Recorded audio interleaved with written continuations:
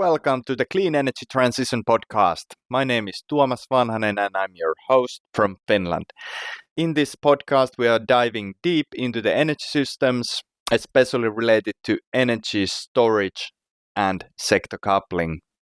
In this very first episode of the podcast, we have picked two projects that we will highlight out of the large project portfolio of joint programming platform Smart Energy Systems, which is also publishing this podcast. These projects will focus on energy storage, energy communities, and even in the very end of our episode, we will hear a quite bold proposal of how should we really think about energy transition, how to give power to the people. But before going into the projects, we will start with an introduction to the topic and how can we really get the transition going. So hop in, welcome aboard, let's go.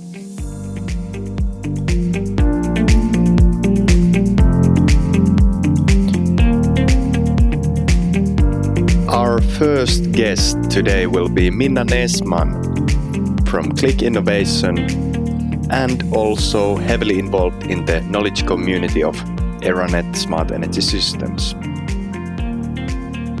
Minna has wide background as being recently a research director of a consultancy, partnership director of a smart heating solutions company, and also has long experience at a large utility company in Finland. She holds a PhD in ethics. Thank you, Minna, for joining us to this podcast. You're very warmly welcome. Thank you, Tuomas.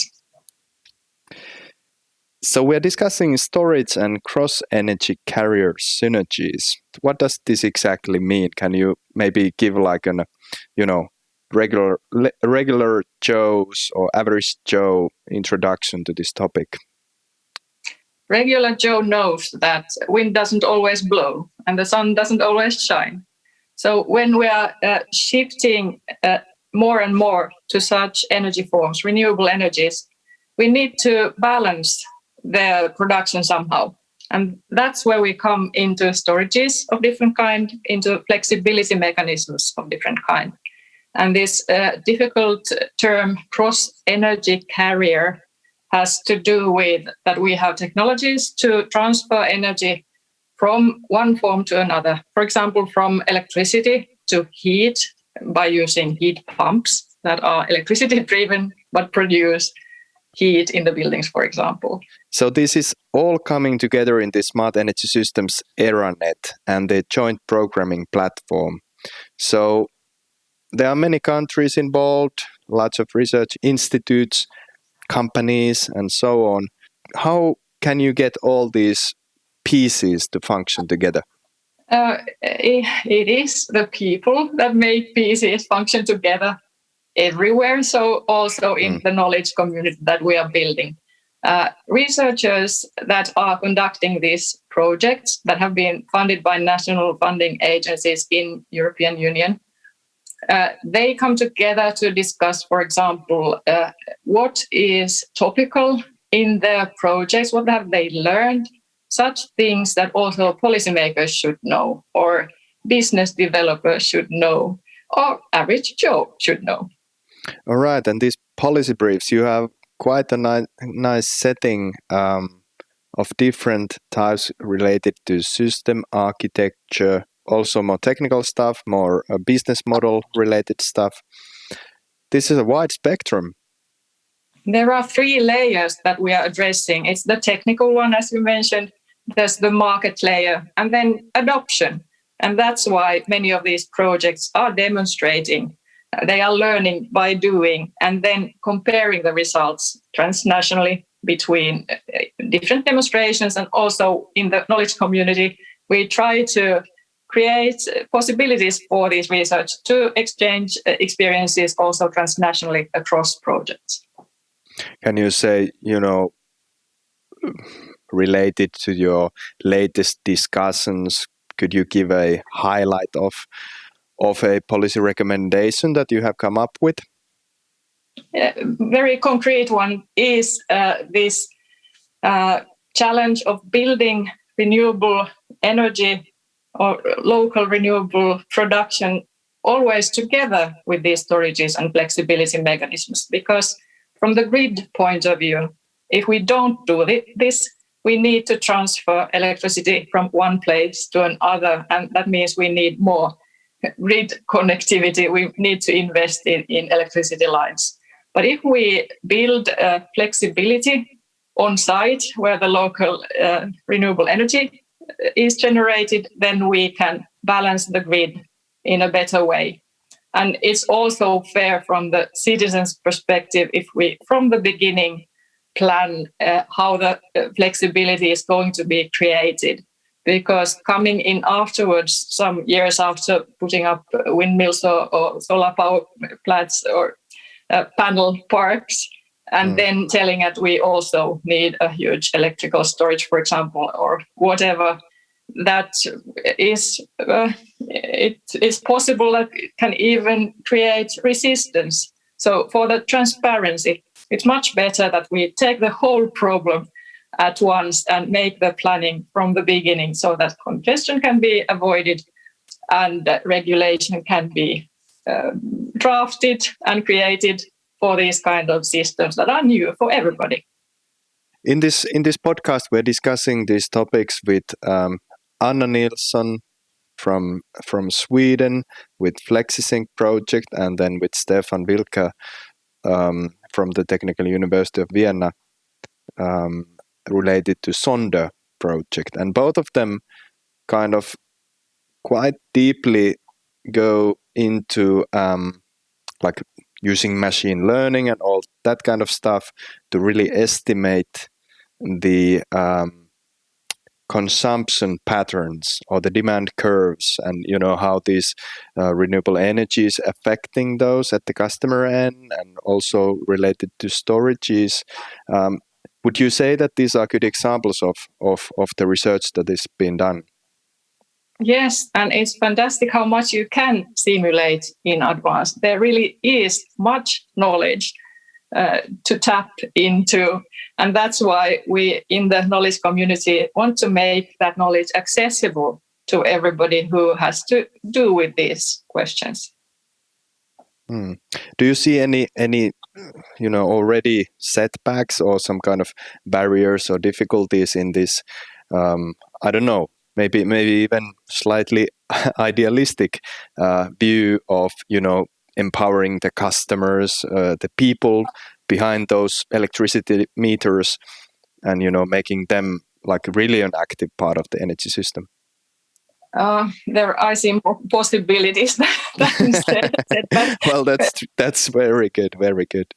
It's not like we have done everything that we could with people. People are very good at what they do. They use the energy they need in clever ways. They are interested in how it is produced, and they are willingly cooperating when they get the chance. But there is, of course, the barrier of technical language, of needing to know more than you know, and so on. But if you can step over that barrier, if you can tell about those things in a way that people understand, there is much to harvest in the energy that these people have. Yeah, still in these projects, I don't see that much of this side, like the humanities or psychology or that kind of stuff. But maybe it is there. There is the consumer and citizen involvement included, but maybe there's still already the demonstration approach brings you there. Oh yeah, that's true.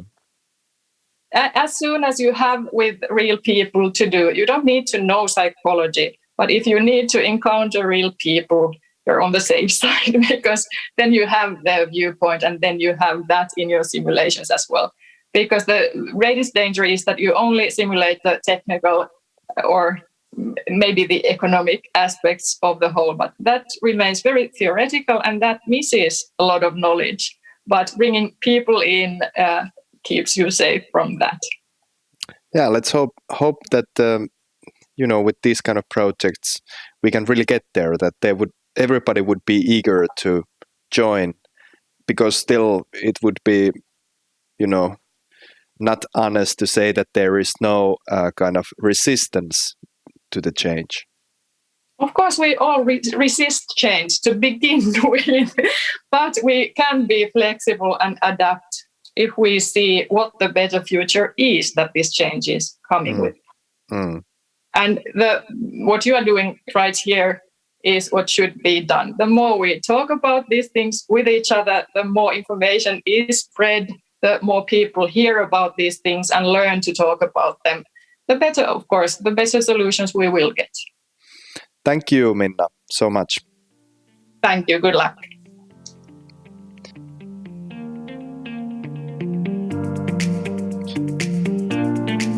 That was Minna Nesman, Head of Energy at the Click Innovation. Our next guest comes from Sweden. Anna Nilsson is the project manager of the FlexiSync project, working for the IVL, Swedish Environmental Research Institute. I think you had an excellent point in this,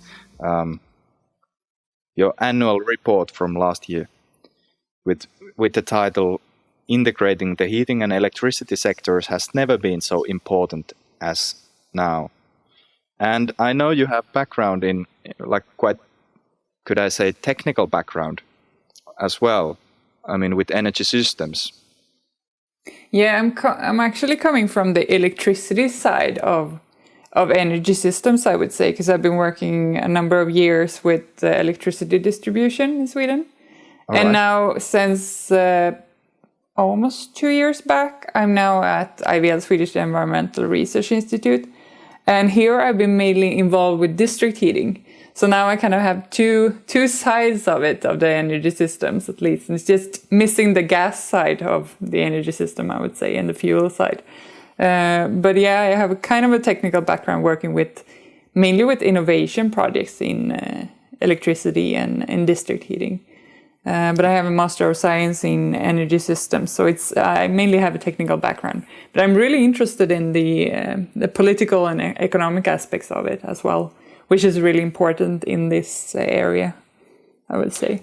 And also your research project, can I say research project, but it's quite nice in this way that you also have utility companies, you have some actual energy companies working together with you in this project. So it's not only at the laboratory or at the research institutes, but it's also hands-on to the actual energy system.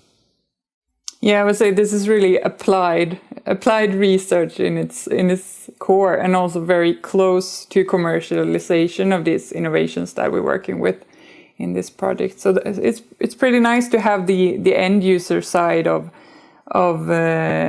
heating in this case, and also the producers of heat, and also energy service companies and innovators in this area. So it's a good mix of organizations in this project. You have a total of 16 partners that says this. That is said in your annual report. You have maybe you're halfway of your project. You started in 2019. What would you say has been the most interesting part so far? I think the most interesting part is that what we're doing in this project, it actually works quite well in practice. So what we're doing is just a brief, short introduction to what we're doing is that we're trying to optimize both supply side and demand side flexibility in the district heating grid by using novel approaches like machine learning and a platform for optimizing this. And we have implemented some parts of it already in the project. We're going to test it more in live operation during next heating season. But so far it's nice to see that this is actually working in practice. So that's the main takeaway so far, I would say. And you also have done some estimation with heat storages, at least in your demo sites in Austria and Spain. Is this correct? Yes, or what would you say is a heat storage? I was thinking. That's a good question. Yeah, because I was thinking there are like storage tanks. That's like a conventional way to store heat, I would say, like in hot water.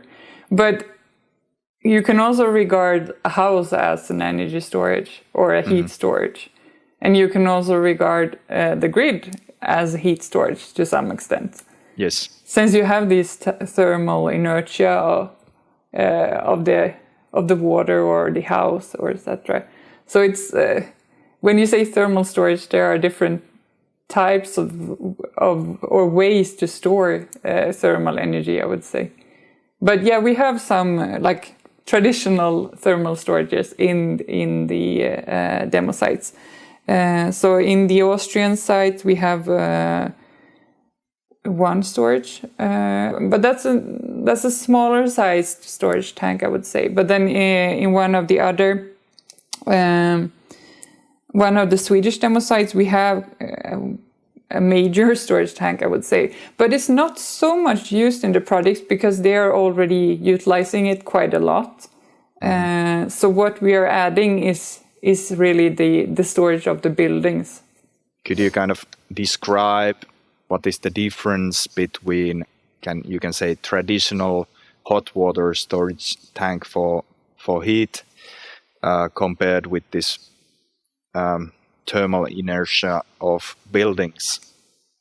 The main difference, I would say, is the ownership.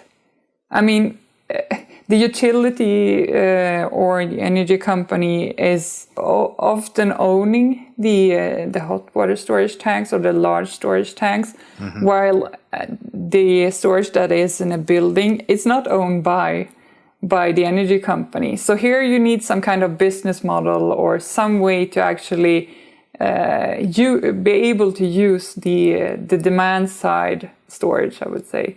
So that's a huge difference, I would say. Do you have some housing companies involved in this project? Yeah, we have on the Swedish part of the project, we have 3 different housing companies involved. So one for each of the energy companies. All of these 3 are customers of the energy companies that are also partners. So they are very much involved, and we have also implemented some measures on their side, on the substations, etc. And they are very much also involved in this discussion about business models.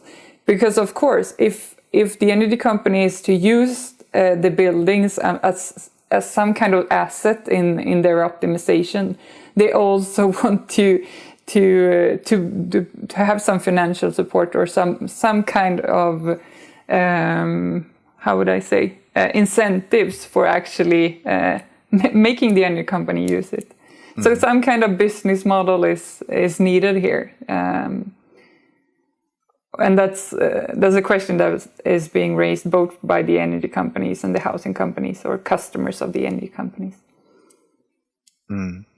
This might be a bit specific, but do you think there is a need for some kind of aggregator or some kind of service company still in between the housing company and the energy company? That is one setup. I don't know if it really needs to be an aggregator. I know aggregators are really common in electricity side. And it could also be of use, of course, for district heating. But yeah, that is one potential business model, of course, that it's some kind of third party joining in. But there are also different ways to do this. I mean, with different types of pricing models that the energy company can use, for example, and so. But there can be different types of setups, and that's something that we are exploring in the project as well. One of the organizations are looking into that as well, different types of setups or pricing models that could be used. I'm really interested in these couple of demo sites that you have in Borås, I think in Sweden, and then Eskilstuna, that you have heat pumps together with district heating. I know this is something that is happening also in Finland. What have we learned so far? Heat pumps, there's a huge discussion ongoing on competition from heat pumps for the district heating system. But I mean, it's also adding aspects of flexibility to the system. If it's an opportunity to alternate between district heating and heat pumps.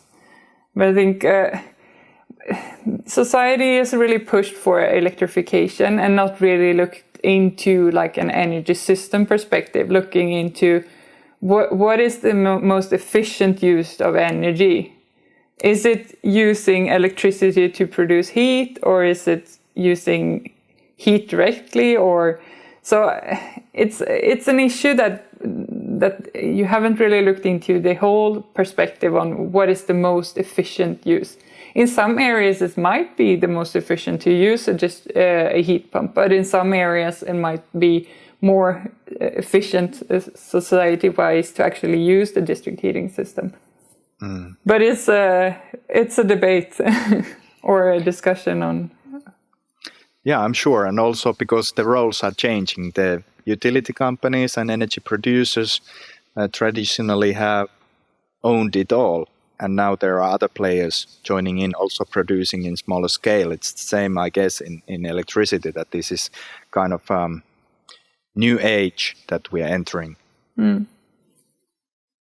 I think this was really interesting what you said about the kind of dynamics between these different players, like energy companies and the housing. This is a difficult question, but I mean, how is the dynamics between them evolving over time? Because I think previously everybody were just separated, and they kind of one was paying the bills of the other, but nowadays people are, and these companies and housing companies, they're working more closely together. I don't know if this can continue even further with energy communities or this kind of new ways. But I think you're right in that there's a trend going from like the utilities are that the customers are quite anonymous to the energy companies, both on electricity side and district heating side.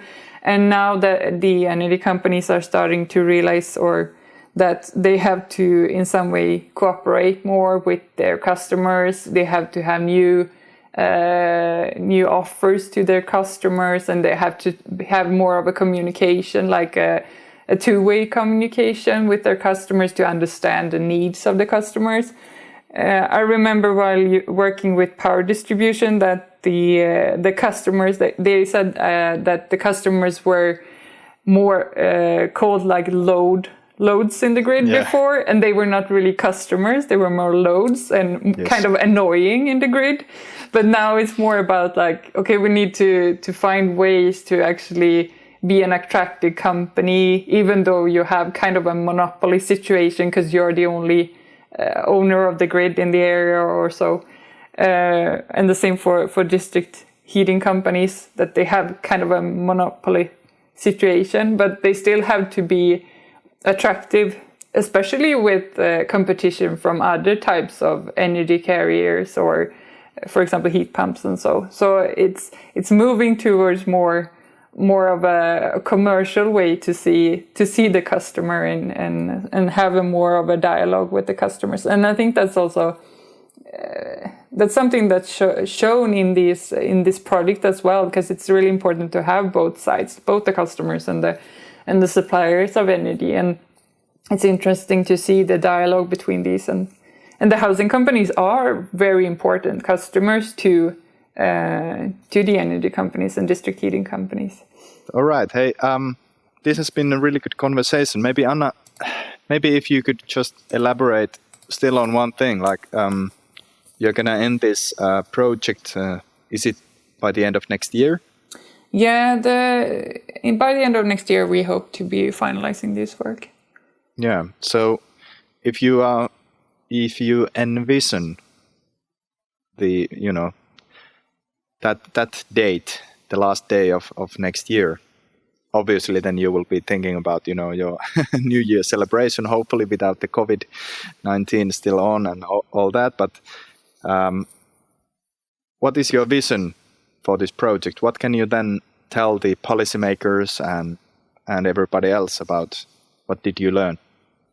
Yeah, since we were really focusing on producing some kind of commercial product in this project, like a optimization tool and that could be used, we really want to.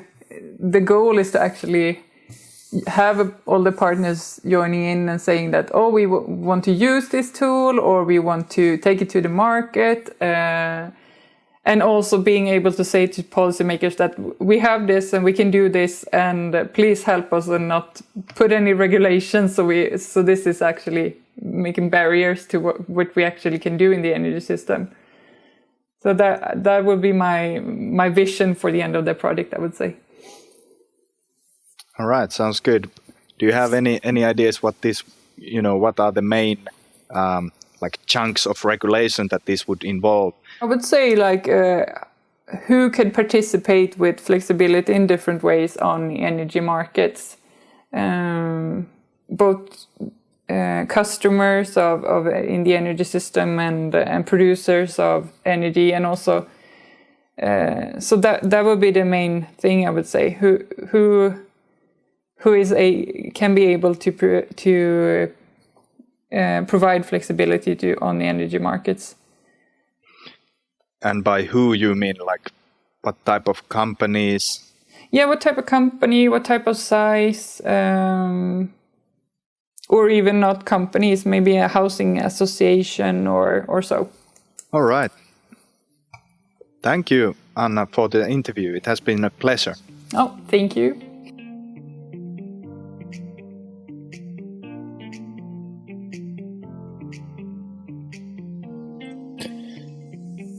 That was Anna Nilsson from the IVL, Swedish Environmental Research Institute.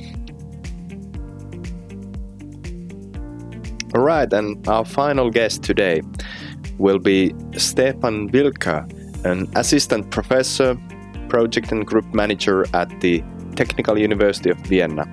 He comes from the ICT, Energy and IT group, and let's dive into the conversation now. Today we have Stefan Vilk from Technical University of Vienna. So, Stefan, a warm welcome to this podcast. Thank you. Pleasure to be here. Especially, it's a pleasure for me to discuss with you because I have also spent almost 1 year in Vienna studying at your university. I know how great place it is and the high quality stuff that you are doing. So, very pleased to have you here. Can you maybe give all of us a really quick introduction to this Sonder project that you have? The actual acronym Sonder is quite good because it's short. Because the actual topic, the title is so long that I'm not gonna repeat it. But what are you guys doing exactly? So thank you for having me. Very excited to be here. In Sonder, we are collaborating together with partners from Austria, of course, and with partners of Sweden and of Switzerland together to, work on our vision. Well, we have different national focuses in the ongoing work packages. So in Austria, we are basically mostly focused on the integration of industrial partners and companies towards into energy community. This is a new upcoming concept for people of the domain. It might be well known for those who are new to this topic. It is a new way it enables a little bit the bottom-up approach or the bottom-up empowerment of the energy transition. And this is the Austrian focus. We have our Swiss partners where they work together with the city of Arbon, where they make a new novel graph-based prediction on the loads. So they have a really good and huge set of smart meter data there. And they are also operating with battery energy storage there. And our partners in Sweden are basically investigating the potential how data centers could be used in the future for using either more the renewable energy resources, but also a little bit of load balancing and such topics. And we are also trying to establish like a common interface so we can say, okay, for these upcoming energy communities, we could, for example, use data centers also as participants in such. Actually, another point of view I would still like to discuss here in the beginning is that, you were discussing energy communities, which basically, if I put it in a more, maybe to myself, to more understandable form, means power to the people. I mean, not electrical power, but power to the people. So, and people are used to this kind of digital services nowadays. So do you think that actually there might be some connection here between the digital services we use every day, like this Zoom app or something like that, and then energy communities? Well, it's certainly a lot about raising awareness, right? You have this Friday for Futures movement where also like the pupils of schools are saying like, hey, okay, please care about our future. But you need to understand that everything we do today is always connected to electricity. And therefore, we should also be a little bit more responsible to it. The energy community idea or concept is basically a tool that can enable also neighborhoods or municipalities to actually give something to the people to say, okay, now you can much more easy have your own PV installations and give the electricity to your neighbors so they can advantage from either your investment or from a common investment, depending, of course, how it will be settled. And this requires dialogue. And I guess this is also a little bit part of the process that needs to be done. But I see it more and more happening. So I guess this is a good thing. Still coming back to this energy community point of view, it is meant for citizens. I mean, there are renewable energy communities and then there are citizen energy communities, but they both are kind of, it's about citizen engagement and not new tools for the DSOs and for those operators. Or am I a bit wrong here? No, you're exactly right. So it's really meant for the people that they have now the legal opportunity to say, okay, we are doing an energy community and we want to do that. And the legislation has to ensure that this is possible. It will be or is to be defined as a new type of legal entity, right? This is something you have to be aware of, but basically they are allowed to do so, and they should certainly make use of their right. And then, okay, maybe this is a bit detailed question, but now when you are speaking about load forecasting, maybe even stationary battery systems, are these some type of tools that the energy community could use, or are they more to the utilities? I guess in the future it will be a little bit of a mix, right? I mean, the grid operator is obliged to ensure the safety of the grid, but the grid operator will not go to a municipality and say, hey, it would be a great idea to install the PV installations or storages there. I mean, storages he might be saying, right? But basically, at least from my experience right now, it's the what is the mayors of the municipalities are saying, like, we want to be a green community, we want to be a green city or a green village, and we want to invest it now, and then over this tool can also give something back to their citizens, basically. But this is only possible with the help of the citizens, because maybe they have to give away some space on the rooftop, for example. I would like to actually tweak your mind a bit about the IT stuff. You know? Yes. You know all about ICT, and I also get one magazine at home which is like, you know, do-it-yourself IT stuff magazine. Yes. And this is my level of understanding. So what is, you know, hip and cool related to IT right now? Hip and cool related to IT. Well, I might take the opportunity and say what is hip and cool for IT in the energy system, right? Yeah. Sure. So there has been a movement, let's say. We started from Austria, or one partner of in Sonder started, and this is basically the IES approach, right, or the IES initiative.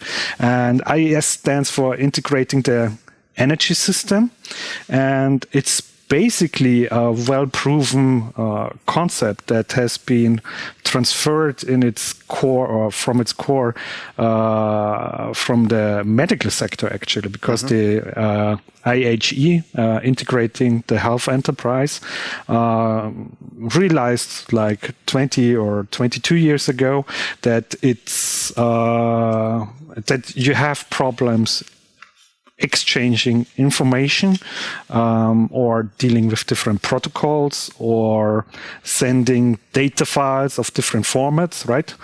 And so, and our partners from the technology platform Smart Grids Austria, it had a huge project on this, and they basically followed the same rules, right? So you need to start to make to define some profiles. So you get a technical framework started where you have integration profiles in it specified. So please, what do you mean by profiles? Like in, you know, remember I only read the one magazine. So basically you need to define which type of device expects something. So, I mean, like a heat pump.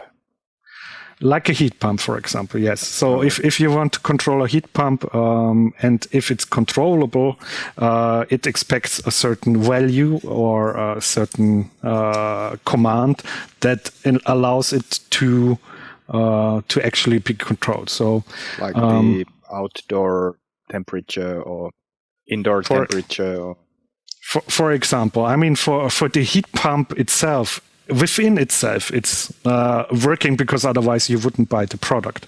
But if you start to connect it with other systems, then you're always facing the challenge that is this really working? Or does it need some implementational efforts to really get all the proper readings and values to your system? For example, for a custom energy management system, which then is the master of the heat pump or other devices, right?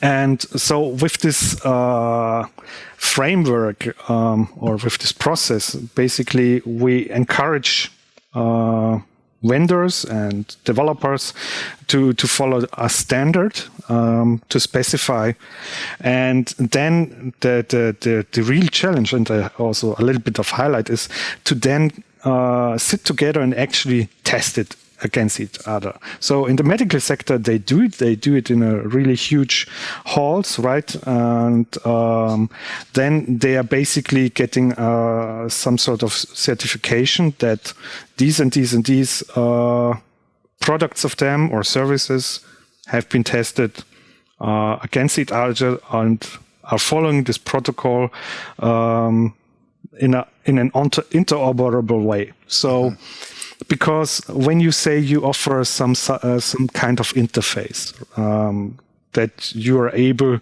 to be connected via Ethernet or something, right? Yep. It doesn't mean you plug it in and it works. I mean, for Ethernet, most of the time, but then also the things that are developed behind it, how the data is represented, is something different. And this is something we push forward.